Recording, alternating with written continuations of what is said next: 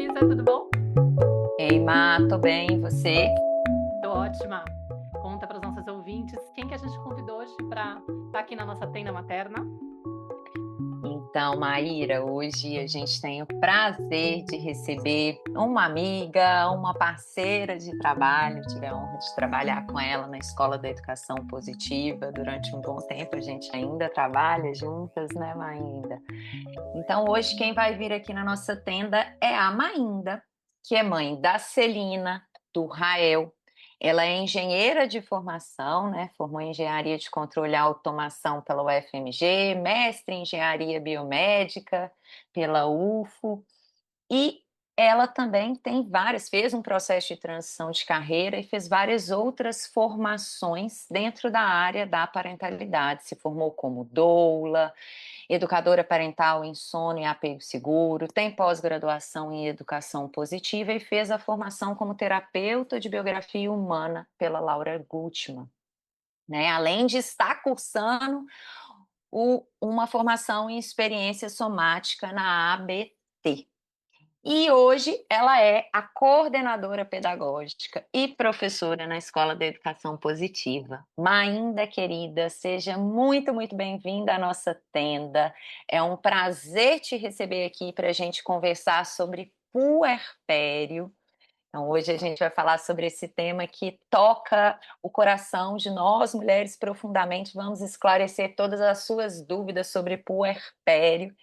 Seja muito bem-vinda, Mainda, e conta para a gente começar aqui a nossa conversa um pouquinho de você, da sua trajetória profissional, né? Que vem da engenharia, agora está trabalhando nessa área da orientação parental, então conta um pouquinho para a gente.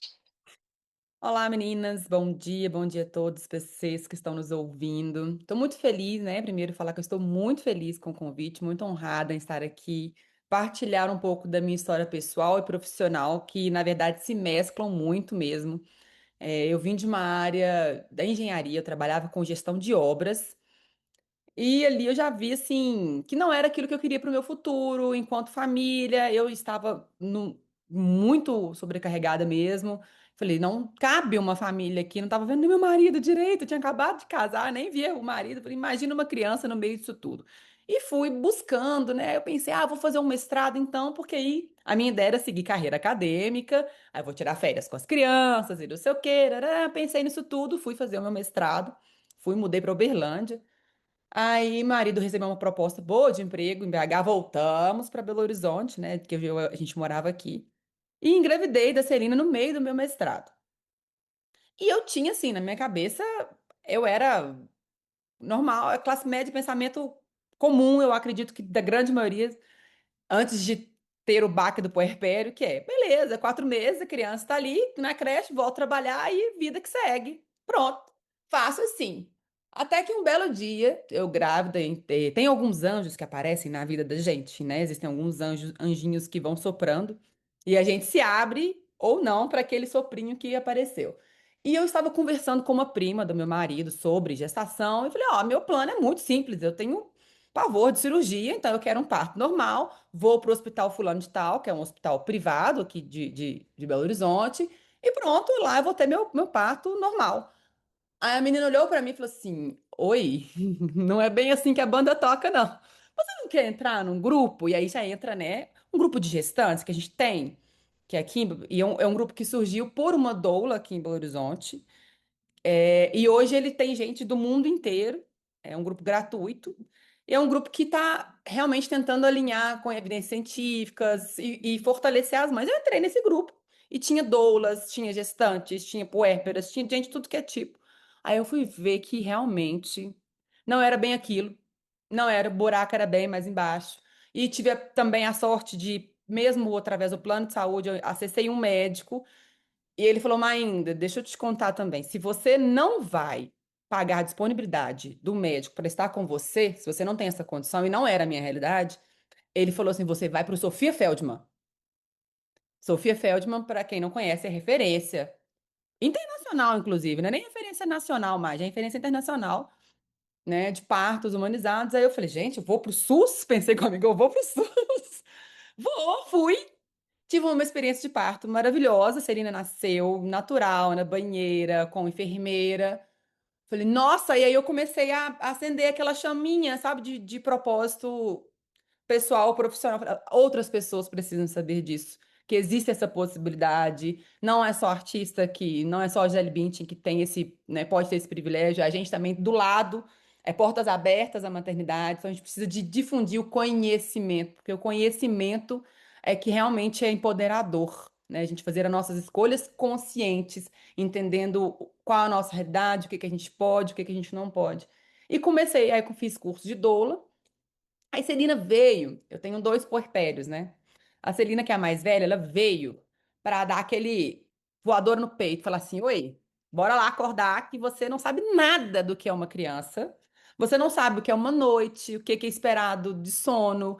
E eu estava num grupo achando que estava assim, tive um parto natural, uma amamentação exclusiva, dominei, achei que estava fácil, né. E aí Celina começou a não dormir de noite. Tive muitos problemas com sono.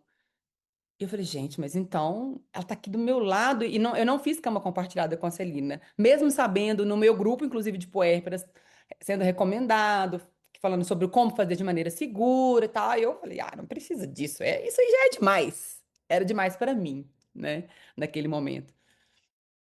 E aí eu fui e comecei a pesquisar sobre outro anjo que foi Mariana Lacerda, que vocês devem conhecer, que estava no mesmo grupo do meu, inclusive, no puerpério, primeiro puerpério meu, ela estava.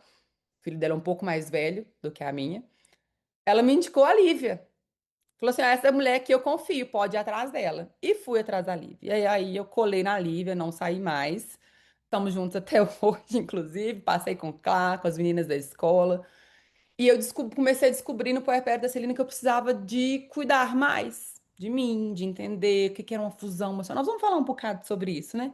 Sobre o que que era. E aí eu falei, um outro divisor de carreiras. Eu falei, agora isso também precisa ser divulgado. Essa sementinha precisa ser disseminada para outras pessoas, para outras mães, para outros cuidadores.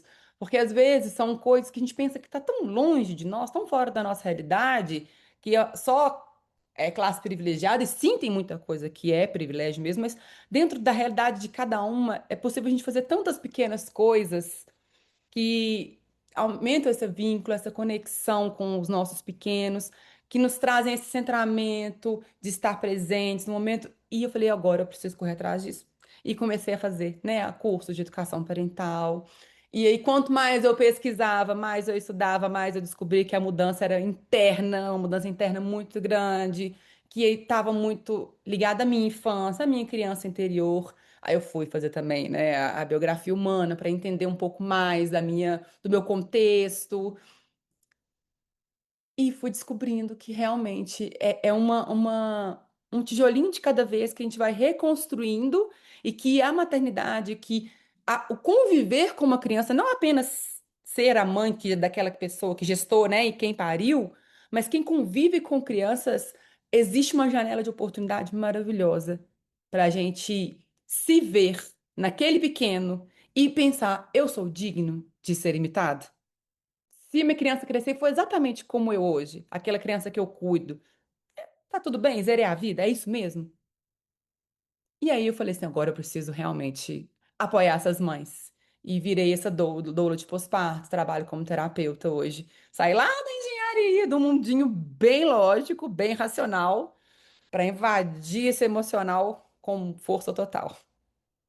Nossa, muito bom te ouvir, Mainda, muito legal, porque, até fiquei fazendo relação com um pouco da minha história, porque acho que acontece com muitas, né, de receberem um chamado, assim, de propósito de vida com a maternidade, de repente vira a cabeça totalmente, parece que você começa a enxergar o mundo de outra forma, mas eu acho que o puerpério tem essa coisa do chega um filho, você não tem ideia do que você vai passar, né.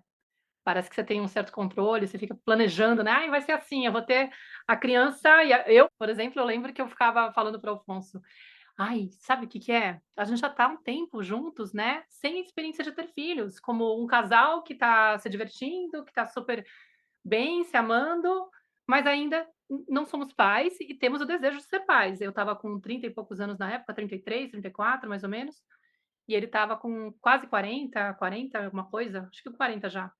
E até foi louco, porque a gente teve essa conversa, né, na hora que eu meio que convenci, falei: "Ai, o que que você acha da gente parar de se proteger para poder, de repente, deixar a coisa acontecer, né?". E na mesma noite a gente engravidou. Aí Rola. eu falei: "Caramba". E aí não deu tempo de planejar direitinho, né. Mas, eu lembro que foi isso, assim, eu achava que, bom, agora que a vida já está toda, encaminhada, já vivi um monte de coisa, já revisei várias coisas, tá tudo meio que sob controle, tá na fase de ser mãe, por que não? Já tô com 34 anos, né, É tudo olha sobre só, controle. tudo sob Posso controle, vai ser contar um lindo. pouquinho? Mais uma coisa que eu vou colocar na minha biografia, né, e vou fazer direitinho, vai dar tudo certo. Nossa, quem hoje eu vejo uma grávida, eu falo assim: "Será que ela sabe? Alguém já contou pra ela o que que vai acontecer?". Eu fico pensando: "Nossa, eu acho que ela não tem ideia", porque a gente não tem ideia do que vai acontecer. E até é Não. interessante de tentar explicar para as pessoas o que é o puerpério, né, porque muitas pessoas associam a: "Ai, não sei, vou ficar um tempinho aí sem poder, me relacionar com o cara, porque eu tô me recuperando, mas agora que eu menstruei já acabou o puerpério, já acabou essa fase".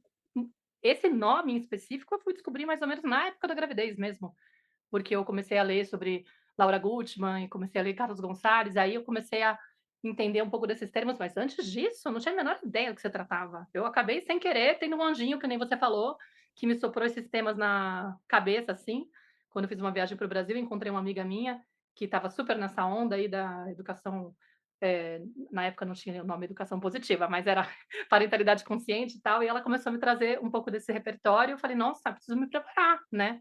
E ajudou muito ter tido essas referências. Mas eu acho que a maioria das mães, às vezes, nem sabe direito desse termo em específico, né, talvez a gente pudesse até esclarecer. Mas só para lembrar aquilo que você falou, né, por que que eu puxei para minha história? Porque eu também, eu sou jornalista de formação, né, aí eu vim de uma coisa, assim, da comunicação, aí eu vim pra Espanha, porque eu vim estudar fotografia, era uma outra ideia, assim, eu trabalhei como fotojornalista há mais de 10 anos no Brasil, em São Paulo, e vim porque eu tive a oportunidade de passar um ano sabático na Espanha, estudando fotografia, fotojornalismo, né, em princípio, mas aí depois achei que era muito sem graça o curso, mudei para fotografia artística, fiquei um ano nessa, a ideia era voltar para o Brasil, mas aí acabei me apaixonando, enfim, vou ficar aqui, tá-tá-tá, beleza, fiquei na Espanha. E antes de ter na área, eu fiquei uns 3, 4 anos trabalhando como tradutora, como professora de português para estrangeiro, umas coisas assim que eu gostava, que tinham a ver com a minha profissão, e quando eu tive na área, eu planejei, eu falei: "Eu vou ficar parada um tempo para poder, ficar com ela", porque eu estava lendo a respeito, vi que era importante, então eu tinha o privilégio de conseguir ficar um ano sem trabalhar, né, e depois tudo ficou sem sentido, assim, o que eu fazia antes, sabe. Eu falei: "Puxa, será que eu me vejo agora dando aula de novo?".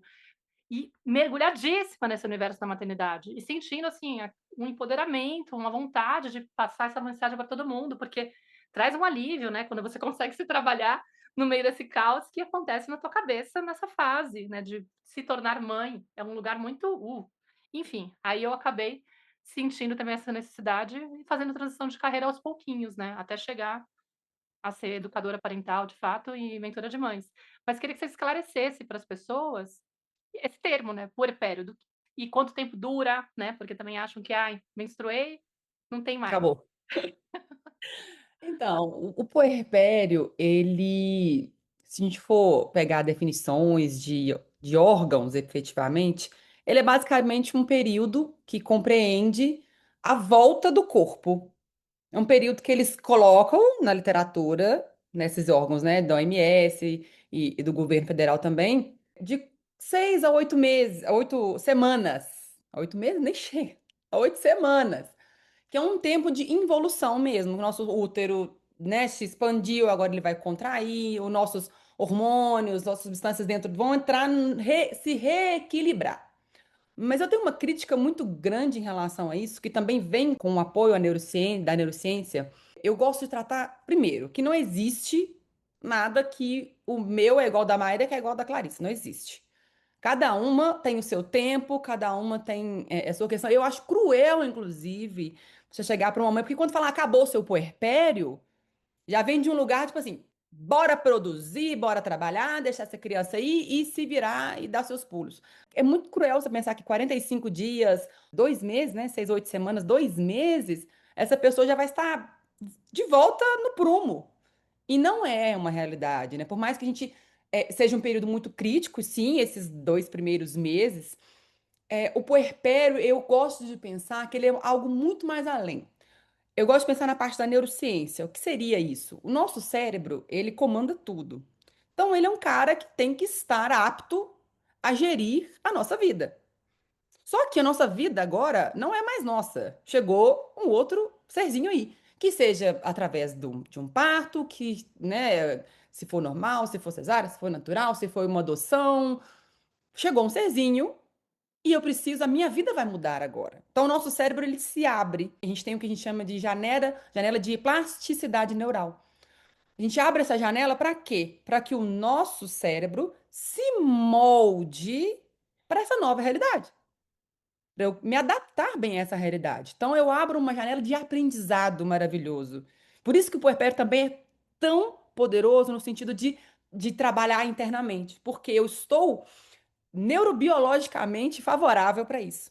E existem alguns estudos que falam aí de 2 anos de mudanças cerebrais também. Porque eu não me adapto à chegada de um bebê de 2, de 3, né? Em 4 a 8 semanas. É impossível, porque o bebê, inclusive, a cada 15 dias, basicamente, é outro bebê. Você olha e fala assim, gente, cadê?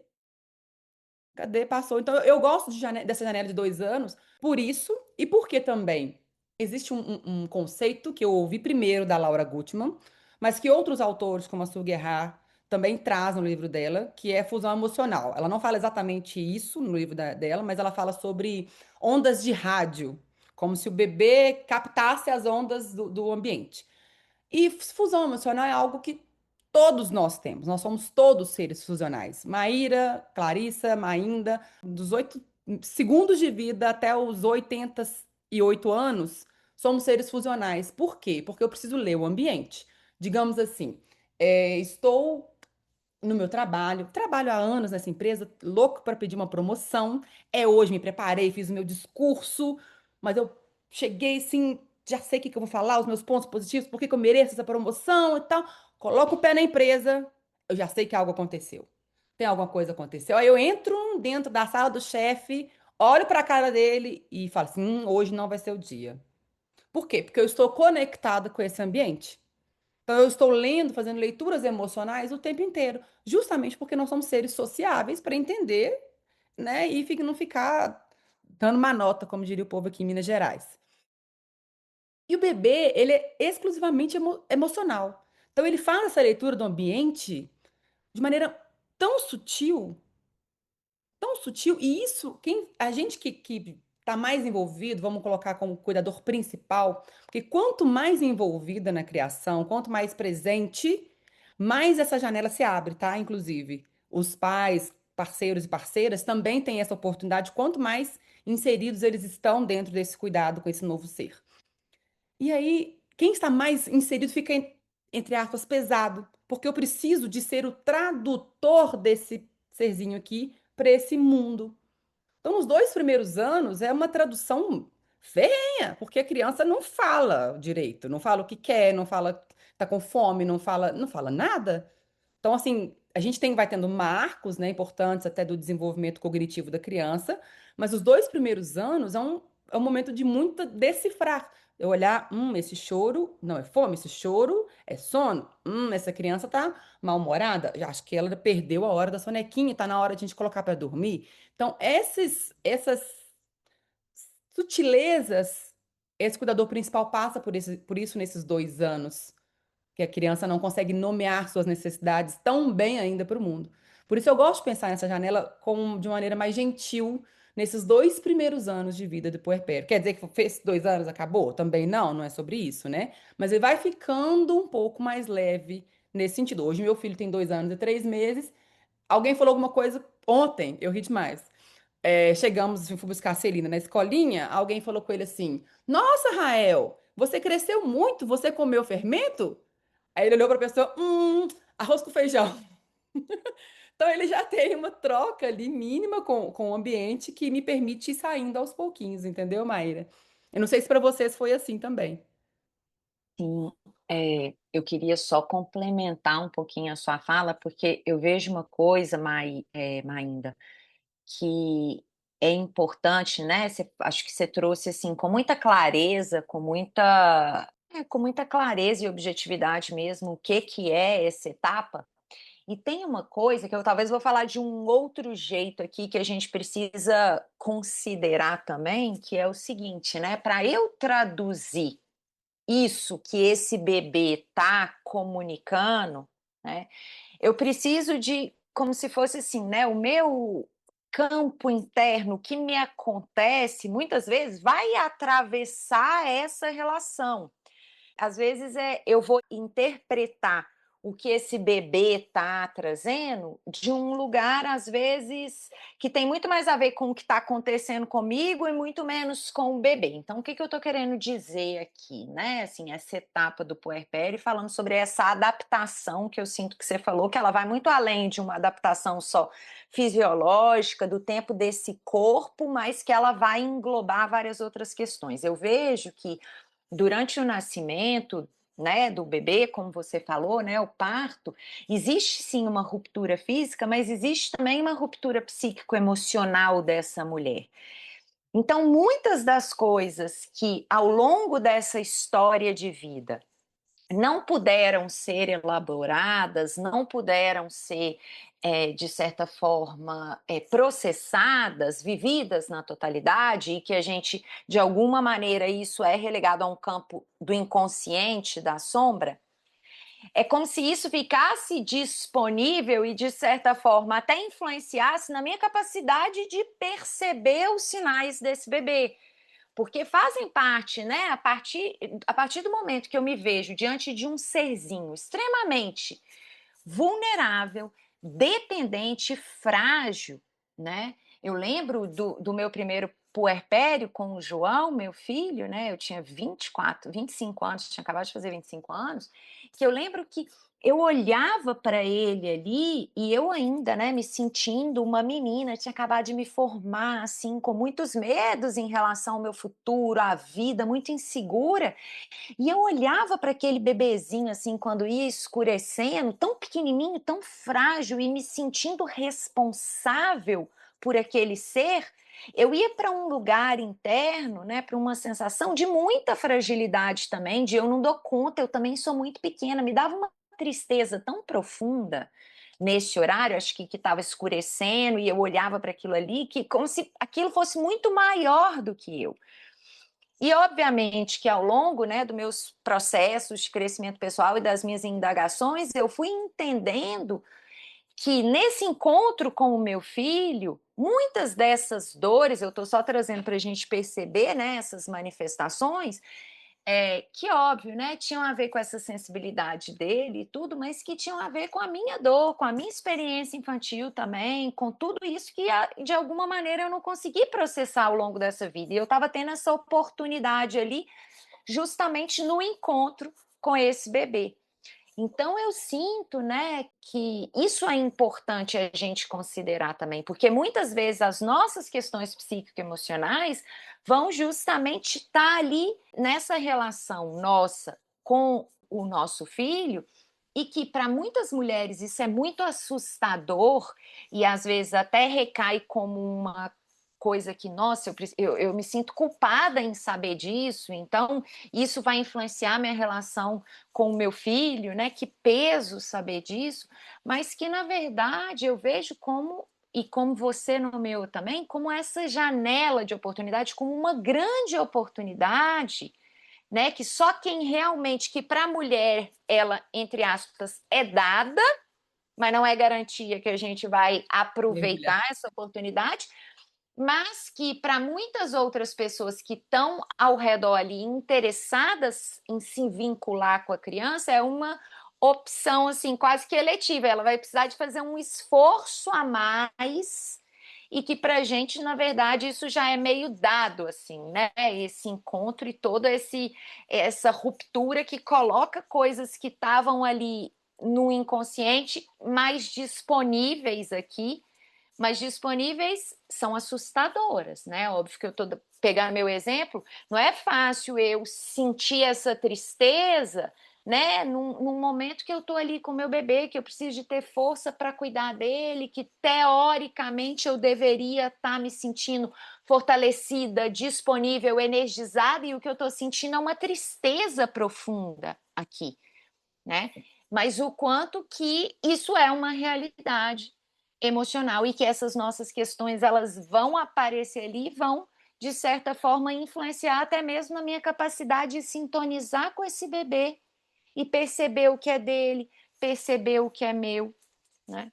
Então, eu achei lindo o que você trouxe por último aí, falando sobre o quanto às vezes a gente se sente incapaz mesmo de lidar com aquilo tudo. Não só isso, para além disso, a cobrança muitas vezes social. Ah, como assim que você tá triste? Tem um bebê perfeitamente saudável na sua mão.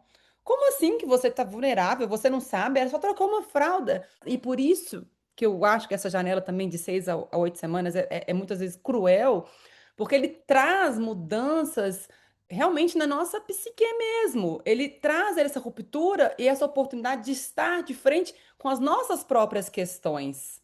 Porque, né, tem vários autores, e aí o próprio Bessel van der Kolk fala que o nosso corpo guardou todas as marcas aqui. Então, às vezes, eu me vejo completamente desorganizada na hora de fazer aquela criança dormir, mas às vezes eu não vivenciei isso, eu não integrei isso lá atrás, eu não experienciei isso lá atrás. Então, muitas coisas do nosso cuidado, e aqui não é uma crítica a nossos pais, é uma crítica social mesmo, ao que nós estamos construindo enquanto sociedade. Porque a criança é, tem que aprender a ser sozinha, tem que aprender a dormir sozinha, desde, né? A gente ouve isso, e nossos pais ouviram isso muito, tem que aprender a se virar sozinho. Então, é uma crítica social, tá? O fato é que muitas vezes a gente se vê de frente a situações que a gente se vulnerabiliza, muitas vezes se desespera, fala, e agora o que eu faço? Porque a gente não vivenciou, não experienciou, e a sociedade vem ainda nos cobra aquele sorriso, sendo que tá doendo, sabe? Eu queria falar, inclusive, agora, acho que talvez seja o momento, a gente falar sobre o ciclo de tensão, medo e dor, que a gente fala muito no parto. Foi algo que foi muito importante para mim quando eu fui assistir palestras de doulas, falando justamente sobre o ciclo de tensão, medo e dor no parto. Que quanto mais eu sinto medo do parto, maior a dor, maior o medo e a dor vai se amplificando. E aí que seria o papel da doula e de toda uma equipe entrar justamente para quebrar esse ciclo de tensão, medo e dor. Só que no parto é muito óbvio esse ciclo. A pessoa está gritando muitas vezes ali, né? Apesar de ser uma dor que o nosso corpo é a dor que o nosso corpo mais espera mesmo, ele está preparado para aquilo, ele é capaz. Mas a pessoa tá lá, é visível, é nítido, né? Aquela dor ali. E o puerpério, ele segue da mesma forma. Tem um ciclo de tensão, medo e dor, só que a dor é muito invisibilizada. Às vezes a gente não se permite sentir aquela dor. Sendo que eu estou me desconstruindo para depois reconstruir. E agora é a hora também dessa equipe entrar, porque se eu é tanto dito no parto que eu preciso de um ambiente seguro, confiável, pessoas amorosas, luz baixa, tom de voz amoroso, para justamente apoiar aquela mãe que está parindo, para que a ocitocina faça o papel dela no parto.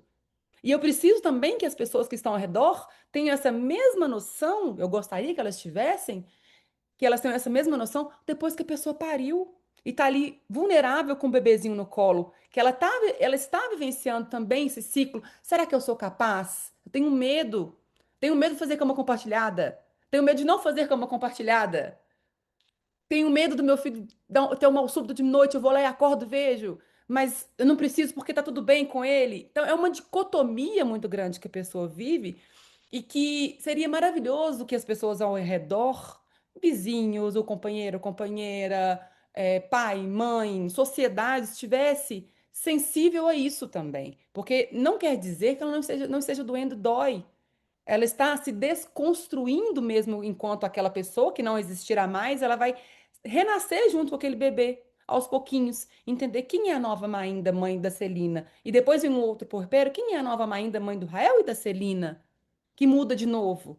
A gente se reconstrói enquanto pessoa, a gente se reconstrói enquanto profissional, e tudo de uma maneira invisibilizada muitas vezes pela sociedade que está ali cobrando um sorriso no rosto. E que Uhum. oportunidade que seria se a gente pudesse, né, ter esse mesmo apoio que a gente tem no parto, de todo mundo querer carregar essa mãe no colo e permitir que ela sinta tudo que ela tem que sentir.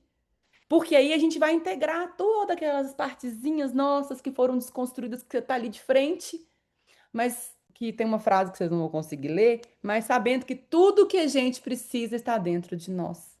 Com muito apoio, ó, né? Claro, com muita clareza, com muito carinho, a gente consegue tudo que a gente precisa está aqui, para se refazer, se reconstruir. É, não, realmente, eu acho que esse sentimento de invisibilidade é uma coisa que é muito forte nessa fase, né, porque as pessoas é isso que você falou, né, socialmente esperam que uma vez que você se torna mãe, você está se realizando, você tem todos os motivos do mundo para estar feliz, porque você está incomodada com algo. E a gente não tem o costume de oferecer escuta verdadeira para as pessoas, né. A gente sempre quer arrancar a pessoa do desconforto, então qualquer coisinha que o outro traz, que: "Ai, nossa, tá sendo difícil essa fase, tô passando mal com isso", a gente tenta contornar, convencer que não tem porquê, de certa forma a gente silencia as pessoas, né, isso é o nosso padrão de relacionamento mesmo, é o que a gente aprendeu, né, porque a gente foi tratado dessa forma, os pais sempre tentando desviar a gente do desconforto emocional, a gente não sabe. E aí fica muito estranho ver uma mãe, especialmente se você não é mãe, inclusive, né, porque você não passou por isso, incomodada, triste, você não consegue perceber, né, às vezes isso e muito menos acolher. Então acho que a gente podia falar, assim, sobre, essa solidão que essa mãe sente, né, quando ela entra no puerpério, né, o que que ela vive de fato quando ela está nesse período do puerpério e o que que ela precisa, o que que é necessário para uma mulher conseguir atravessar esse período com mais sustento, né, o que que ajuda, o que que atrapalha, porque a gente está falando aqui, né, que como que as pessoas podem ter essa sensibilidade para acolher essa mulher, escutar essa mulher, né, acompanhar essa mulher. O que que você sugere, assim, para quem está escutando e de repente está com uma amiga que está passando por isso? Você foi falando, eu lembrei na hora, eu lembrei foi do Divertidamente. A cena clássica, né, do elefante chorando, as lágrimas todas de bala dele lá. E a alegria, não, mas olha isso, mas olha aquilo outro. E a gente faz isso com a mãe demais, né? Ela tá lá, às vezes, nossa, tá muito difícil, as noites são assim, assim, assado. Eu não sei se ele tá com a pega certa aqui no peito, na amamentação, mas eu não sei se ele está tudo. A mãe, ele se abrindo muitas vezes, que ela é puérpera, né? A pessoa, eu não sei como ela vai se identificar efetivamente, né? Tá ali se abrindo, se vulnerabilizando, contando as suas sombras, e a gente, de repente, não, mas olha só, ele tá saudável, ele tá ganhando peso, tá tudo bem. Isso quer dizer que a alimentação tá ótima. Então, eu acho que primeiro é justamente ser essa escuta empática. A gente às vezes acha que as pessoas estão reclamando conosco, se abrindo, né? Que a gente precisa resolver os problemas da humanidade. Não. Sabe, eu acho que inclusive no puerpério, não é um lugar da gente resolver os problemas da puérpera, não. Você vai ser essa escutativa, você vai ser essa força, essa companhia, mas ela não precisa que você resolva. Não precisa, porque não tem nada a ser resolvido. Tem coisas a serem vivenciadas e que ela e o bebê são capazes de passar. Claro que se você detectar algo que está muito fora da casinha, né? Uma depressão pós-parto, aí a gente vai pedir a ajuda de profissionais, obviamente, chamar. Inclusive, estou na dúvida se esse comportamento tá ok. Eu vou pedir um profissional, vou acessar uma doula que esteve me acompanhando, uma educadora parental, pedir apoio, falar, olha, eu tô achando que tá assim, tal, tal, o que que você acha que eu faço? Por quê? Porque às vezes não é a hora. E digo que tem doulas que fazem trabalhos voluntários, tá, gente? Não tô falando aqui de um lugar de só pagar por serviços apenas, não, tá? Mas primeiro essa escuta, essa não invasão, esse permitir que ela e o bebê se encontrem num lugar de preservar, inclusive, esse espaço. Por quê? Não lembro se foi Lívia, alguém que deu esse exemplo, não é meu, mas eu acho lindo. É que como que o puerpério é como se fosse um início de namoro. Aquele iniciozinho de namoro que você vai lá, você estuda. Eu lembro que meu marido estudava piada para me contar. Nunca mais estudou, né? Mas ele estudava piadas para me contar porque ele achava que eu gostava de piadas. Então você vai lá, se interessa verdadeiramente pelo outro. Quem é esse outro ser que se coloca aqui diante de mim? Do que esse ser gosta? Do que esse ser precisa? Eu, até que ponto eu consigo ir? Ah, não, sei lá, hard punk, hard rock core, isso para mim não dá, mas onde eu consigo encontrar isso no meio do caminho?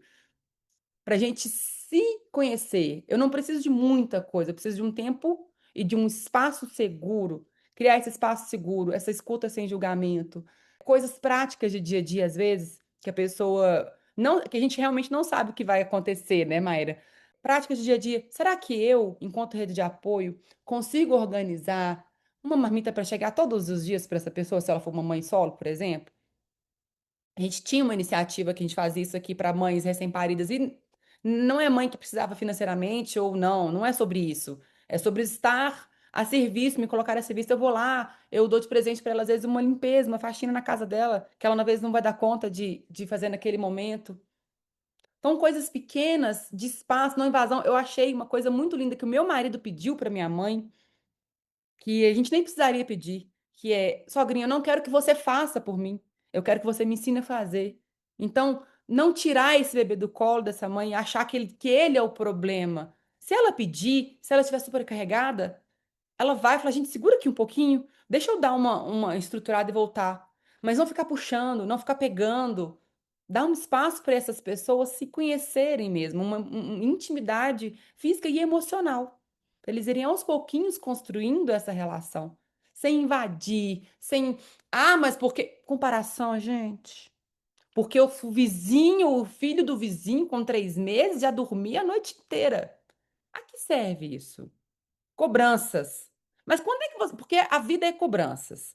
Você tá trabalhando, mas quando é que você casa? Aí você casa, mas quando é que você vai parir? Quando é que você vai engravidar? Mas quando é que você vai voltar ao trabalho de novo? Quando que cobranças, não é hora de a gente fazer isso com essa pessoa que tá ali. Deixa ela no tempo dela. A gente já tá se cobrando internamente. Seja para ela essa escuta e colo, colo, colo, dá um abraço, sabe? Às vezes o parceiro ou a parceira não vai conseguir acolher de noite aquele bebê. Mas sabe uma foto que eu vi que eu achei coisa mais linda? É que ele se colocou as suas costas, literalmente, como um apoio de almofada para a mãe estar ali acolhendo aquele bebê. Então, ser esse tipo de apoio, às vezes, na madrugada, vai ser maravilhoso para a gente saber que a gente não está sozinho. É muito lindo isso, quando a gente consegue ver isso acontecer. Certeza, né, eu lembrei aqui você falando, né, eu lembrei de tantas vezes mesmo na madrugada, né, que às vezes, assim, pequenos gestos, né, do movimento desse do meu parceiro, assim, o quanto que aliviavam mesmo, assim, né. Às vezes o fato de ele ir conseguir buscar os meninos para mim, e aí eu amamento, depois ele fica também um pouquinho com aquele bebê ali, eu consigo entrar no sono mais rápido, enfim, né, são pequenos gestos, essa imagem realmente faz muito sentido. E pensando, né, Mainda, seguindo aí esse raciocínio, mas pensando principalmente nessa rede que está mais próxima, né, desses cuidadores aí secundários, dessas pessoas que estão interessadas também em se vincular com esse bebê, em apoiar essa mãe, assim, o que que você pensa, assim, né, que seria esse papel desse cuidador, vamos chamar aqui de secundário, né, uma vez que a gente entende que talvez, na maioria das dinâmicas aí, quem pare é geralmente quem é esse cuidador primário, às vezes não vai ser, às vezes vai ser uma avó, um pai, enfim. Mas esse segundo cuidador ou essas pessoas que estão aí, qual que é o papel delas, assim, né? Além disso que você trouxe, né? De acompanhar o desconforto, de ser essa escuta ativa, né? O que que você pensa, como que essa pessoa ela pode atuar aí nesse ambiente ainda para além disso, assim, né, tem alguma outra coisa que você traria? Então, quando eu tive a Celina, como eu falei, a Celina ela veio com essa voadora no peito de estude, você não sabe nada de criar, você tem todas as suas dores, cuide das suas dores. Então ela veio como um wake up call, né? Uma chamada para a realidade do que era, de fato, ter um bebê na vida ali. Eu acho que os primeiros filhos, eles cumprem esse papel normalmente, maravilhosamente bem. E aí Rael já veio de um outro lugar, com muitas questões minhas já mais trabalhadas, não que não tenha sido difícil, não é sobre isso, mas com muito mais clareza E eu ouso dizer que Rael veio para trazer um pouco mais de leveza. Porque eu fiquei nessa do peso do conhecimento, do que o parceiro podia, do que o meu parceiro não podia. O meu marido, ele é um parceiro muito real, ele não me ajuda. Ele não me ajuda. Ele realmente tá ali dentro, sabe? Então, com Celina, ele lavava. A gente não tinha apoio de ninguém, éramos nós três. Então, lavava louça, não questionava. Ele me ajudou, inclusive, a ver o nível de sobrecarga que eu estava vivenciando. Achei lindo um dia que ele me pediu, falou, eu falei, ah, mas eu não faço nada o dia inteiro com ela dentro de casa, porque a gente tem essa sensação, né? Às vezes estou aqui com esse bebê, mas não faço nada. Ele falou, mas ainda, então faz o seguinte, anota tudo que você faz, todas as fraldas que você trocou. Aí no fim do dia eu fiquei com uma lista desse tamanho de coisa, e eu falei, nossa, realmente é pesado. Aí eu pude aceitar o tanto que era pesado, sabe? Porque eu vi que tinha uma lista de coisas ali, então ele me ajudou muito nessa questão. Mas eu ainda tinha um lugar muito rígido para mim, de que eu cuidava da criança, ele cuidava das outras coisas, e a noite é minha, e eu fiquei num lugar tão rígido nisso, que por fim, a Celina não dormia e acabava que só dormia com ele. Eu ficava lá 1 hora tentando fazê-la dormir, ele ficava 10 minutos. Né? Eu fiquei num lugar tão rígido que o que eu posso, o que ele pode, que é meu, o que é dele, que acabou atrapalhando mais. Então, até esse lugar, eu acho que existe uma palavra que é sutileza e depende. É ter esse olhar de tá pesado para ela, mas como que eu entro sem invadir? E, como mineiro também gosta de comendo pelas beiradas, de dando primeiro esse apoio logístico, ver até onde pode ir. Agora com o Rael foi muito diferente mesmo, porque também já existia Celina. Então ele entrou nesse lugar de cuidador, de estar ali comigo, bancando noites também. Bancando noite, eu fazia um dormir, os dois dormem comigo. Aí ficava com ela um pouquinho, porque ela também sentiu esse movimento do nascimento, óbvio, né? Então eu ficava com ela um momento só nós duas, enquanto ele estava na bola com o Rael, ninando Rael, que já estava amamentado, pronto para dormir. Aí depois ele me passava Rael, que depois que Serena já estava dormindo. Então, às vezes à noite, tem dia que eu dou conta da noite tranquilo, tem dia que não, é pesado. Eu peço apoio.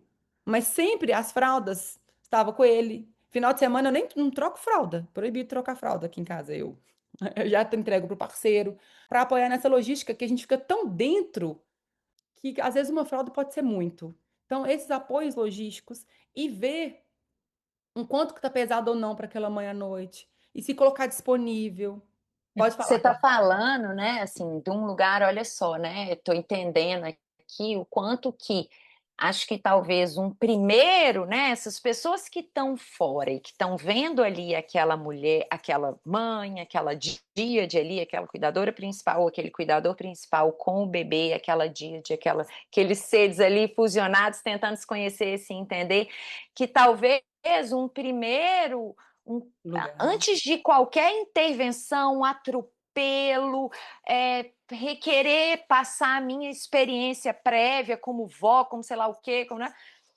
É observar, né? Porque é um pouco do que você falou que ele fez, mas é observar sustentando esse interesse genuíno naquilo que eu estou observando, né? Porque você falou, nossa, às vezes eu estava tão imersa ali naquela dinâmica que eu não reconhecia que eu estava fazendo muita coisa e estava me criticando e achando que aquilo era nada, e ele pôde perceber, não, você está fazendo muita coisa. E às vezes até poder ir entrando, como você falou, devagarzinho, dependendo, olha, eu posso te ajudar com isso, vamos experimentar aqui, né? E perceber onde que está entrando nessa rigidez. Então, que bonito isso, né? De Não, e poder jamais de um primeiro. lugar eu sei e você não sabe. Cuidado, só para entrar nesse lugar, Exato. porque infelizmente De a voz sempre impor, entra. né, a verdade, impor as minhas verdades, a minha experiência, é um lugar muito delicado que eu tô tateando, e que as emoções estão à flor da pele, né, e que tem muita coisa nova ali, que é o início de uma relação, né, Manter o olhar muito curioso, manter sempre esse exato, olhar curioso e verdadeiramente querendo apoiar, mas para saber interessante. até justamente onde eu posso ir, para não ser invadida demais, porque a gente invade a mãe no puerpério muito, né? Eu acho que, assim, tem um sentimento de insegurança muito grande, especialmente para a mãe de primeira viagem, né. Chega aquela criança, aquele bebê, você fala: "Gente do céu, o que que é isso? Eu não sei lidar com essa história, né, é muita novidade", você fica com medo. E aí, dependendo da nossa história, de novo, né, a gente vai acessar todos os nossos padrões aí, vão gritar, E eu que tinha coisa do perfeccionismo, nossa, e minha filha ainda nasceu com uma malformação na mandíbula. Primeira coisa que eu fui, e eu quando eu percebi, né, uma semana depois que ela tinha o rostinho assimétrico, claro, ela nasceu com apêndices auriculares, então já deu aquele medo, falei: "Aconteceu alguma coisa, ela deve ser alguma coisa, ela deve ser surda, ela pode ser surda, o que que será que é isso? Por que que ela tem essas pelinhas sobrando aqui na orelha?". Aí eu reparei que a orelha era diferente uma da outra, entrou o pânico. Eu tenho um sobrinho que é surdo, a minha irmã também já perdeu a audição. Ela perdeu a audição durante a adolescência e depois o filho dela nasceu surdo. Mas aí eu pensei: "Tem alguma coisa aí genética, né, minha filha deve ter nascido com essa questão também". A gente fez os exames, no final ela não tinha surdez, não tinha afetado a audição dela, mas ela teve que passar por cirurgia para tirar esses apêndices. E uma semana depois eu notei que ela tinha uma assimetria no rosto, né. Eu falei: "Espera, o rosto dela não é igual dos 2 lados". Chamei o Alfonso, ele ficou meio que: "Não, imagina". E ele é modelador 3D, né, eu falava: "Você manja de anatomia, você faz desenho no 3D, tem que ser perfeito um lado e o outro, como é que você não enxerga que a tua filha tem uma diferença no rosto? Você tá negando, né, não pode ser". E no final a gente descobriu que realmente ela tinha. O que que eu fiz? Fui rastrear toda a minha história. O que que eu fiz nessa época? Quando que nasce a mandíbula? O que que eu fiz de errado? Certeza que eu que estraguei minha filha, tomei alguma coisa, não sei, nã deve ter ficado triste, não sei, alguma coisa afetou ela, né. Que uma culpa, um medo, uma insegurança, isso potencializou, né, o que já é, acho que natural de toda mãe puérpera sentir por estar adentrando uma zona desconhecida e acessando muito dos seus das suas histórias, né. Mas dá para entender melhor essa questão, né, de quando você recebe um palpite de alguém que de repente está demonstrando: "Eu sei mais do que você", bem nessa fase que você está tão frágil, tão insegura, tão assim, sem saber direito se você está fazendo as coisas bem, cara, aquilo abala muito a gente, né, a gente está muito hormonada e fusionada com o bebê e nesse lugar, assim, do desconhecido. Então tem que ter realmente, uma maturidade do outro, né, uma sensibilidade do outro de se aproximar de uma forma, leve e curiosa, como vocês estão falando, né. Isso é maravilhoso. E da forma como você está falando também, me chama a atenção, porque a gente, de certa forma, teve o privilégio de ter um parceiro que colaborou, que entendeu o papel, né, você está descrevendo da forma como você descreve o papel do teu marido, né, como ele estava te acompanhando, perfeito, porque dá para entender que ele estava ciente de que realmente ele precisava ir aos pouquinhos pelas beiradas, né, se aproximando e tudo mais. Eu também, de certa forma, tive, muito apoio do Afonso, que foi maravilhoso, porque ele também estava lendo esses conteúdos, ele se abriu. Eu lembro que a gente fez um esquema até de como que a gente vai fazer com a sua família, com os amigos que querem ficar visitando a puérpera, né, porque tem aquela coisa, a sociedade acha que é lindo, vamos lá, chegou a criança, vamos conhecer. Só que para quem tá nesse início de namoro, essas interferências, essas visitas, muitas vezes tiram a gente da conexão com o bebê e ficam com essas outras demandas, né, a pessoa quer ficar pegando no colo, como você descreveu, ficar puxando, fica ofendida se você não quer. Aí eu falei: "Você tem que me ajudar, porque a grande maioria das pessoas que vão vir é tudo vínculo teu, aqui da Espanha, eu não conheço essas pessoas, eu não tenho intimidade com elas, eu não tô à vontade de ficar dando peito na frente do teu tio, sabe, umas coisas assim, pessoa que eu não conheço. Tô aqui no momento que eu tô aqui, sei lá, vivendo um monte de coisa internamente, tem que ficar fazendo sala para as pessoas". Aí eu corria para o quarto, quando a gente não conseguia nem tipo assim, algumas pessoas a gente falou: "Não vamos receber". A mãe dele ficou meio injuriada: "Como assim? Meu irmão quer conhecer". Eu não conheci o cara. Eu falei: "Não, desculpa, eu não quero conhecer, não quero apresentar nada para o teu tio que eu nunca vi na vida", entendeu? No momento que eu Eu tô em fiz um pleno texto puérpera. também que não foi muito bem recebido. É, eu falei: "Não, e sinto muito, você que vai lidar com a tua mãe frustrada, porque ela tá, entre aspas, fugindo do protocolo, porque a gente tá fugindo do protocolo, não tô nem aí com o protocolo, você que banca essa". Então eu ia para o quarto, ficava lá, a meia luz amamentando a Nara, na cama, aí às vezes vinham uns amigos, algumas pessoas da família, ficavam na sala com ele, ele fazia a sala lá para as pessoas, aí dali a pouco eles: "Ai, a gente vai lá conhecer a Nara". Entravam, eles viam que não tinha clima, não tinha espaço, né, "Oi, tudo bom?", aquela coisa, né, tipo, davam um alôzinho, "Ai, que bonitinha, bebê", e em 2 minutos estavam fora. Eu falei: "Perfeito, maravilhoso, o melhor dos cenários". Mas tinha essa colaboração, tinha essa compreensão, tinha esse apoio. Uma das coisas, assim, que surgiu, né. Mas, muitas vezes, esses pais entram num lugar de se incomodar com essa fase, de cobrar essa mulher, porque perdem também, né, a mulher que está dando atenção. Parece como se fosse o filho mais velho, né. Antes eu era protagonista da casa, de repente chega a criança que parece que é o irmão mais novo, e ele tá roubando atenção. Como assim? Aí sente ciúmes, aí fica doído, e fica um lugar que você fala: "Meu, você tem que entender que não dá, não é o momento". E outra vez, é como se a mulher que tá grávida lá, eu ficava perguntando: "Será que ela sabe o que vai acontecer?" E o cara que também entrou na conversa falou: "Não, vamos ter o filho". Será que ele sabe o que vai acontecer? Porque o ideal seria que a gente se preparasse nesse sentido, né, pelo menos tivesse consciência. Uma coisa é saber, né, outra coisa é saber como lidar depois. Mas minimamente que tivesse consciência exata, porque fica essa ideia de que vai chegar o filho, vai preencher a família, vai ser tudo maravilhoso. Espera aí, não é bem assim. A gente vai ter que mudar completamente a nossa rotina, a nossa energia vai estar direcionada para outra questão por um bom tempo. A prioridade vai ser, querendo ou não, o bebê, porque ele é o ser vulnerável da casa, né. Enfim, só queria trazer um pouco disso, porque nós aqui parece que estamos numa Uma bolha. outra numa bolha.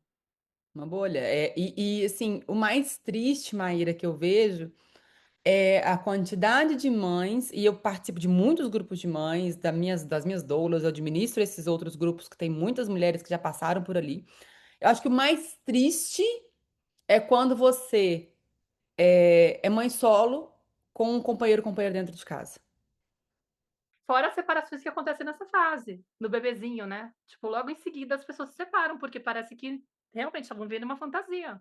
Sim, as pessoas não estão preparadas e os nossos companheiros também não estão de maneira, mesmo os que estão se preparando, quando chega ainda tem, tipo, opa, qual é o meu papel aqui também? Eles também, mesmo os que querem encaixar em alguma coisa, ainda não sabem muito bem. Eu tomara que essa conversa chegue até eles para eles entenderem um pouquinho de onde eles podem entrar, inclusive.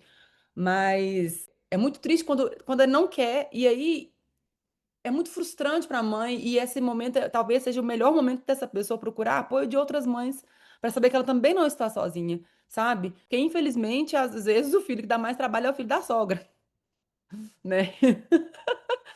Que elas não estão sozinhas. Que essa pessoa que está ali, ele também está perdido, ele também está enfrentando, às vezes, as suas próprias sombras, o seu próprio desamparo, mas que não cabe a essa nova mãe. Ela não tem espaço, gente.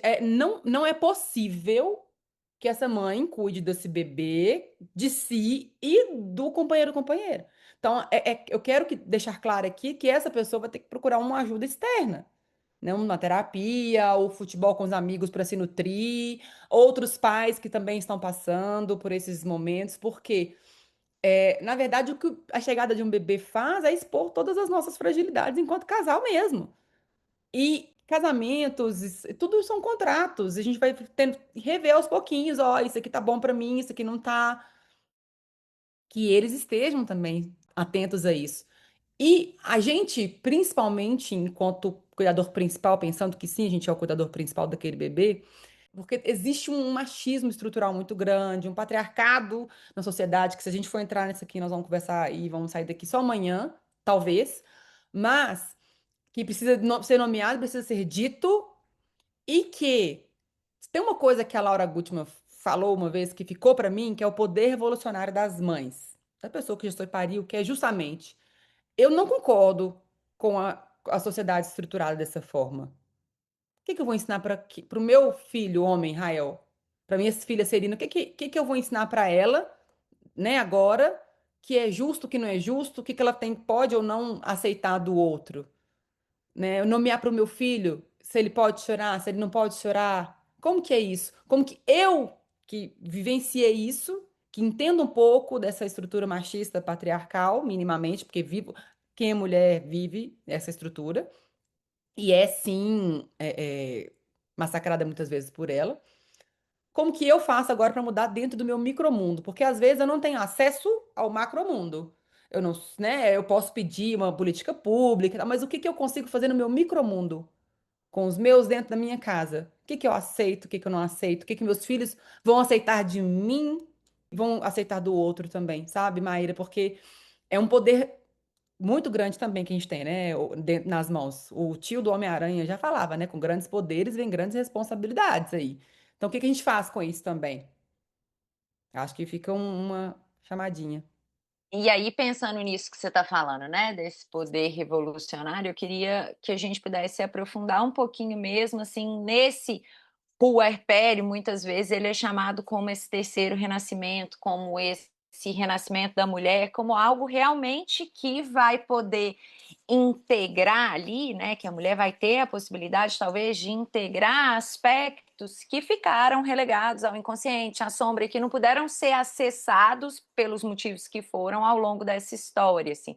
Então, queria que você falasse mesmo, por que que é tão poderoso esse momento, por que que a mulher, depois que ela se torna mãe, né, ela passa por esse portal aí que é chamado de terceiro nascimento. Você pode explicar um pouquinho melhor por que que é tão poderoso essa etapa da nossa vida aí? Então, na vida de maneira geral, existem algumas janelas que vão se abrindo de oportunidades. Como eu falei, o nosso cérebro ele comanda tudo e ele precisa se adaptar a novas realidades. Nascimentos, mortes, doenças graves, tudo isso a gente precisa se readaptar. E, gente, vocês já pararam para pensar o quão louco é gestar, parir e criar uma criança? É uma coisa muito louca. Eu morro de rir internamente. Claro que eu acolho, assim, obviamente que eu vou acolher essa mãe de um outro lugar, mas internamente eu morro de rir quando uma mãe, assim, olha pra mim e fala: Nossa, estou grávida, não estou produzindo nada no trabalho. Eu olho pra cara dela e falo: Minha filha, você tá produzindo cérebro! Você tá produzindo um coração! Você quer produzir mais o quê? Você tá super produtiva, é o período mais produtivo da sua vida. Você tá produzindo um ser humano, outro ser humano. Então é um negócio muito mágico, muito louco e que muitas vezes não tem como realmente racionalizar. Mas ele vai perpassar isso tudo dentro de nós, porque são mudanças químicas, mudanças biofísicas, mudanças neurológicas muito grandes acontecendo num período de tempo relativamente curto, né? O que que é um span de, bom, os primeiros 1.000 dias do bebê, que a gente fala muito, né? E cada vez é mais um pouquinho, agora é 1.100. Os primeiros 1.100 dias do bebê. O que que são 1.100 dias no span de vida de um ser humano que está vivendo até 100 anos agora na nossa geração, provavelmente? É nada, né? Então, mas é um. Assim como a adolescência também vem boom, né? Ah, essa criança. É um poder que a gente tem dentro de si, que você. E aí é mais uma das dualidades do puerpério, né? Ao mesmo tempo que você se sente frágil perante aquela vidinha que tá ali, que às vezes você não sabe o que vai fazer com aquilo, você olha, puxa vida, olha só o que eu tô construindo, que negócio bacana. E é bom, inclusive, que a gente faça esse exercício no nosso puerpério, sabe? Que a gente às vezes fica tão focado no que não está dando certo, e aí você para e olha e fala assim, o que que eu fiz de bom hoje? O que que foi legal? Cara, eu tô produzindo um ser humano, mudei a minha biologia inteira. E aí eu tenho uma oportunidade de acessar realmente minhas dores de infância, de enquanto bebê. E cada fase que a criança vai nos trazendo, porque são coisas que realmente sumiram do nosso consciente, por diversos motivos, mas muito por preservação mesmo da espécie. Eu não lembro que com 2 meses minha mãe me deixou chorando no berço durante 5 minutos. Eu não vou lembrar disso conscientemente. Porque eu preciso amar aquele ser humano que está ali cuidando de mim como se não houvesse fim, porque eu dependo completamente dele. Então, eu não vou ficar guardando mágoa, né, enquanto bebezinho ali, porque eu sou completamente dependente. Mas isso fica no nosso corpo. E quando a gente se vê frente a frente com outro bebê, as nossas incapacidades vêm, as nossas dores vêm. E quando eu tenho a oportunidade, e não são todas que têm, sabe? Infelizmente, as pessoas sem apoio, elas vão seguir anestesiadas, porque quando não tem um acompanhamento, às vezes a dor é grande demais mesmo, de todas essas questões de infâncias que a gente foi vivendo, né? E não de mais uma vez, de um lugar de eu planejei, sou malvada, eu vou criar um filho ruim e vou levar trauma para minha criança. Não. Mas que a gente sim vivenciou. E se eu não tenho esse acompanhamento mínimo, esse espaço seguro mínimo, essa mãe vai se anestesiar mais uma vez e vamos seguir para mais uma geração aí, quem sabe a próxima vai conseguir acessar essas dores, né? Mas quando a gente tem esse mínimo amparo aí, que eu enfrento uma dor, mas que eu tenho alguém do meu lado que fala assim: não, ainda, não, Clarice, não, Maíra, você é capaz, confia, escuta que eu tô aqui do seu lado, eu tô te dando a mão, vou junto com você.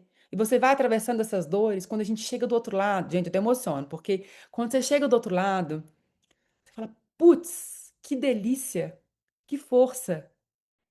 E aí você olha com outros olhos, com outra perspectiva também, porque o puerpério também nos ensina isso. Um dia que estiver muito difícil, nossa, eu não tô aguentando mais, olha, tá difícil, tá pesado. A gente começar a olhar assim, nossa, olha que mãozinha mais linda. Porque o bebê é muito tangível, né? Isso. Olha que mãozinha mais linda. Olha essa boquinha. Olha esse chorinho que gostoso. Quando a gente muda essa visão também, a gente muda a perspectiva da nossa vida, de conseguir ver coisas por outros ângulos.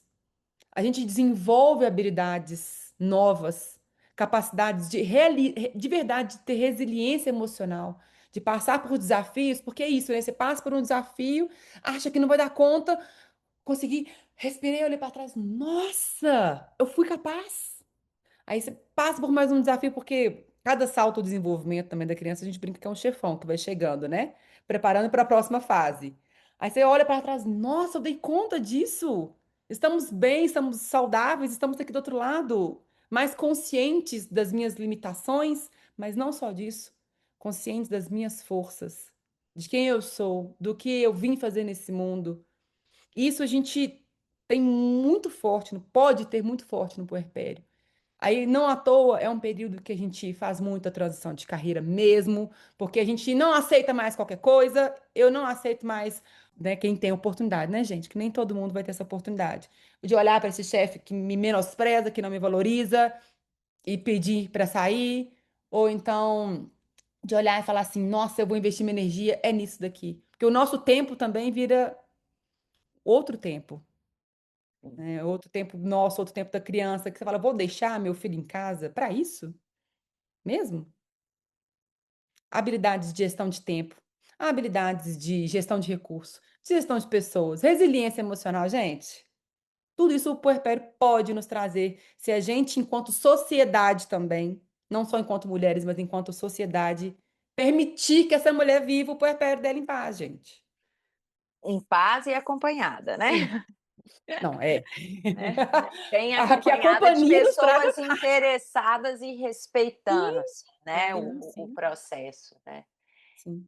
Mar, nó, que delícia, assim, é tanta coisa, né, gente, vai abrindo, assim, vai igual aquele computador que você vai abrindo 200 abas, assim, eu falo: "Meu Deus, a gente tem que pegar esse gancho aqui, aproveitar, tem que falar de nós", porque realmente, né, vontade de compartilhar tantas coisas bonitas também e que vieram, né, desses processos, nós 3 aqui passamos. E eu sei que a gente está caminhando para o fechamento, até porque, né, por uma questão de tempo aqui do episódio, de cada uma também. Mas queria só trazer uma última pergunta antes de um recado final, né, e da gente se despedir, que seria sobre esse segundo puerpério também, né. Eu tive ou segundo, terceiro, né, mas vai ficando mais fácil a brincadeira, né, você falou do chefão, mas o fato de ser um segundo, um terceiro, um quarto, vai ficando mais fácil, né, tem coisas que talvez eu não consegui ver em um, eu vou ver, vou conseguir me aprofundar e explorar, as questões se repetem, elas modificam. Como é que é essa questão, né, do segundo puerpério, né? É, Vai lá, Maíra. só um detalhezinho aqui que eu sempre morri de medo. Eu falei: "Gente, eu não vou bancar ter segunda criança, vai que nasce com outras questões, já é muita coisa que eu tô vivendo". Então para mim foi uma coisa que freou, então agora contem a experiência de vocês. Então, assim, é diferente. São questões que trazem bem diferentes. Às vezes você não vai ter mais aquele receio de como eu troco uma fralda. Esse receio já ficou para trás, mas você ainda vai ter o receio de como eu vou lidar com 2. Como que eu vou lidar com ciúme entre as crianças? Que é importante, né? Eu sou um recurso limitado. Eu, inclusive, eu comecei a intensificar minha terapia por conta da gravidez do Rael, porque eu olhei e falei assim, gente, eu achei que eu tivesse resiliência emocional, mas eu não acho que eu não tenho o suficiente ainda não. Porque são outras questões que vão abrindo. E sim, novas oportunidades. Como eu falei, a Celina ela veio para trazer muita clareza para mim do que era um puerpério, do que era ter uma criança dentro de casa, o quanto que a minha vida iria mudar e era para sempre, eu não ia ficar mais esperando, porque quando ela dormir a noite inteira, porque quando ela crescer, porque quando ela não, porque quando ela crescer, eu também já tô velho, meus interesses são outros, então não adianta mais. Então, realmente, quanto que a vida iria mudar para sempre, eu iria mudar para sempre, e acho, inclusive, que sou uma pessoa minimamente mais consciente. Melhor é uma palavra muito forte, mas enfim, né? Há quem diga que sim. Mas e o Rael já veio trazendo outras questões mais sutis também de dia a dia, de como que realmente está a sua resiliência emocional, como que realmente está a sua história, porque eu não estava preparada para acessar com o primeiro puerpério algumas questões que no meu segundo puerpério eu sim fui capaz de acessar. Questões emocionais, questões da minha história. Então, não quer dizer que é mais fácil ou mais difícil. Tem algumas questões que sim são mais fáceis, do trato do dia a dia da criança, acho que isso pega menos mesmo. Mas aí você tem um trato com duas crianças, você tem dois campos emocionais aí. Porque a fusão emocional, ela intensifica também com o mais velho. Não sei se a classe passou por isso, mas eu senti que, assim, foi um intensivão. O segundo puerpério não foi o puerpério do Rael, foi o puerpério do Rael com a Celina, juntos, né? Então, tem outras questões aí também envolvidas. No meu caso, né, como o meu primeiro, eu sinto que, né, eu passei ele de uma forma muito ainda enrijecida, né, nas minhas defesas, no meu personagem, e de um lugar muito dissociado mesmo, né, por mais que eu tivesse ali atendendo o meu filho, eu estava muito mais olhando para um checklist daquilo que eu imaginava de expectativas do que de fato para aquele serzinho que estava ali diante de mim. Então, como eu só fui ter um segundo filho 6 anos e meio depois, né, e nesse meio tempo, né, entre um filho e outro, eu segui me trabalhando e não só me trabalhando muito, mas também estudando e me atualizando, né, e buscando para muito além daquilo que eu já tinha visto na faculdade, né, enfim, aprofundar, né, nesse olhar para o desenvolvimento infantil, para a nossa natureza humana. Então, quando chegou o meu segundo puerpério, quando o Lucas nasceu, eu acreditava que eu ia vivenciar isso de um lugar muito tranquilo. Não, agora Sim, vai, né? E o parto realmente foi um parto muito similar àquilo que eu almejava, que eu planejei, que eu me preparei. Então, me fez ter ainda mais uma certeza de que eu vou criança. tirar de letra.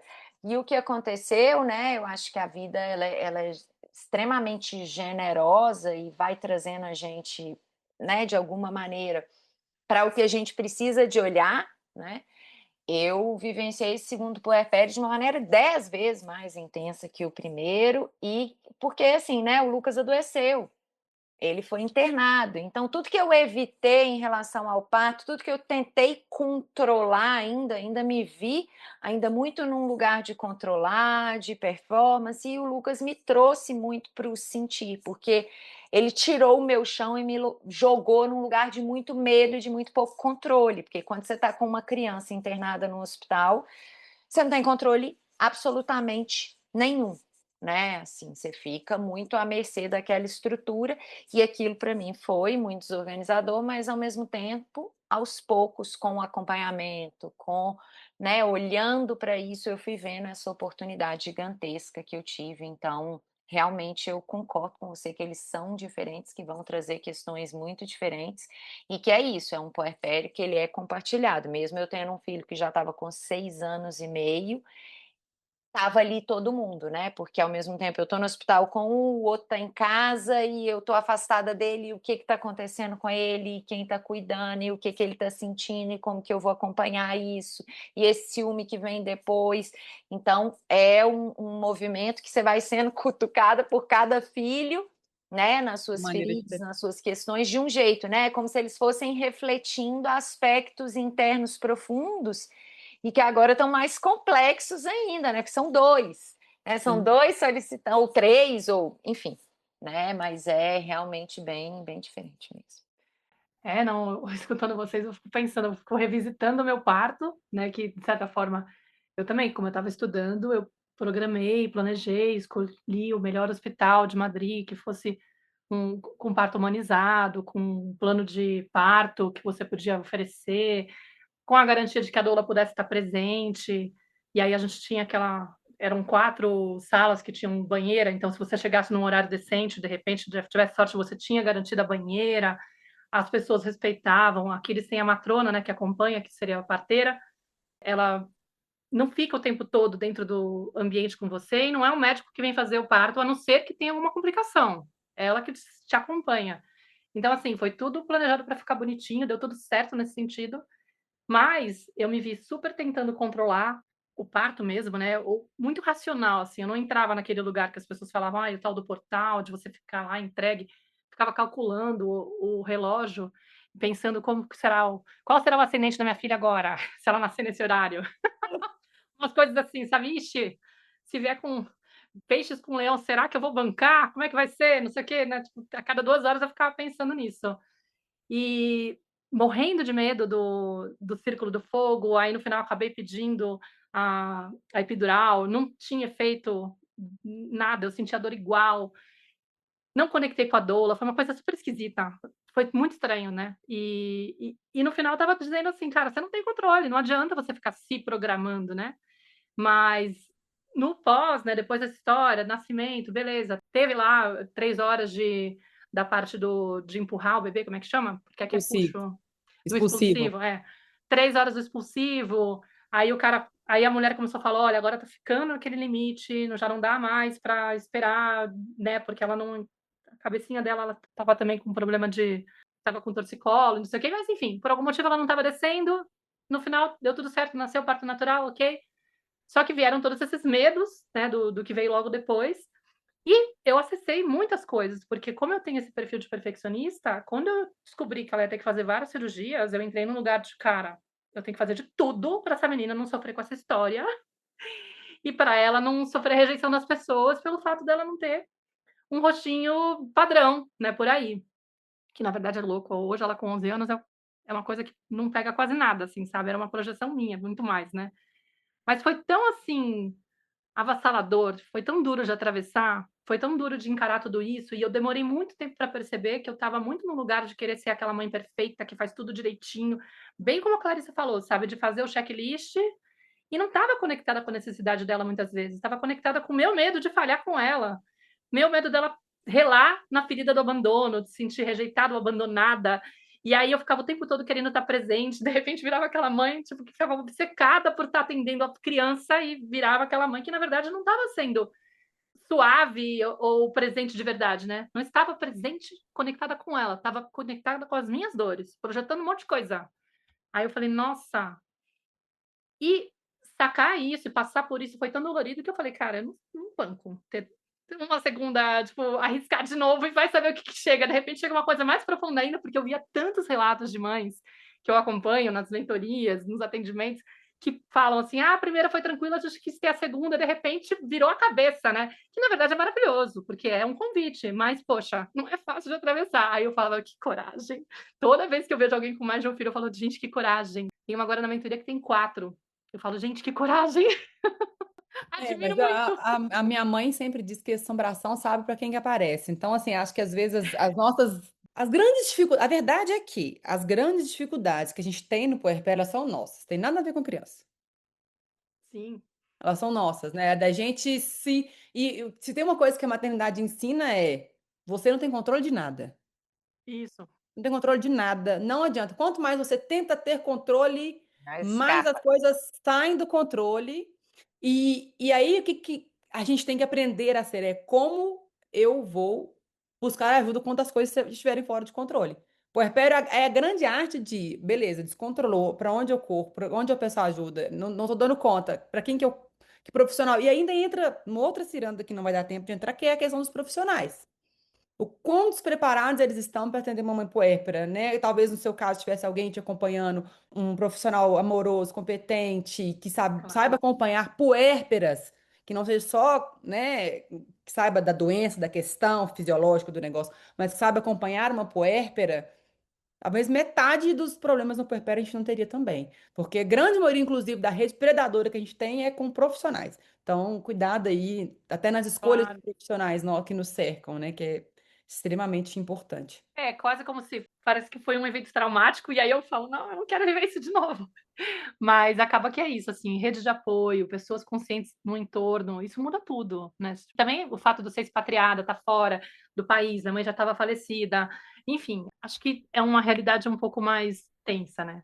Sim, com certeza. Ma então, Maíra, Mainda, né, a gente está chegando no final do nosso episódio, que delícia, poderíamos abrir aí várias cirandas, vários temas, né, Mainda, assim, muita coisa que a gente poderia seguir aprofundando aqui, mas quero agradecer muitíssimo sua presença. Acredito que essa troca com certeza vai ampliar a percepção, vai ajudar muitas mães, muitas mulheres a entenderem, tanto a elaborar quem já passou, quem está passando, né? Ou até as pessoas que acompanham ou estão aí próximas de mães de crianças, então acho que tem muita coisa interessante aqui que foi compartilhada.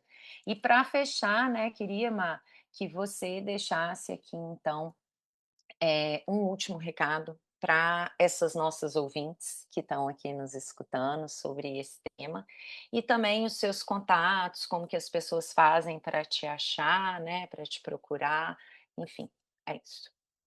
Bora lá então, que eu tinha uma coisa, mas depois que você falou sobre o checklist, eu acho que eu queria deixar claro esse checklist.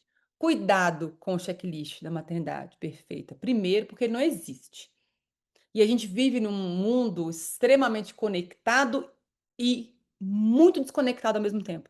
Porque eu sei tudo o que está acontecendo na vida que a Maíra quer me mostrar, na vida que a Clarissa quer me mostrar. Mas a gente sempre parece que no Instagram a vida da grama do vizinho é mais verde, a vida deles é mais fácil, é mais legal. E não é. Não é porque a ainda estuda sobre isso que meu puerpério é perfeito, lindo, maravilhoso. Não é porque eu estudo sobre educação parental, educação positiva, que eu não escorrego nas minhas violências aqui dentro de casa. Então, não compare a sua vida com a vida do coleguinha, do bebê que dorme a noite inteira, do bebê que não sei o quê, porque isso não acontece também. Assim, às vezes a perspectiva daquela mãe. Teve uma frase de uma pediatra que eu falei, gente, é isso. Que ela estava com o bebê no puerpério, acordando 5 vezes na noite, ela estava trabalhando lá, e perguntou para a mãe assim: como que estão as suas noites? Aí a mãe respondeu: não, elas estão ótimas, meu filho só acorda para amamentar. Então, quer dizer que a perspectiva daquela mãe era completamente diferente da dela, apesar de ambos estarem acordando mesmo, tanto teoricamente. Então, não se prendam. Não existe um checklist de maternidade perfeita.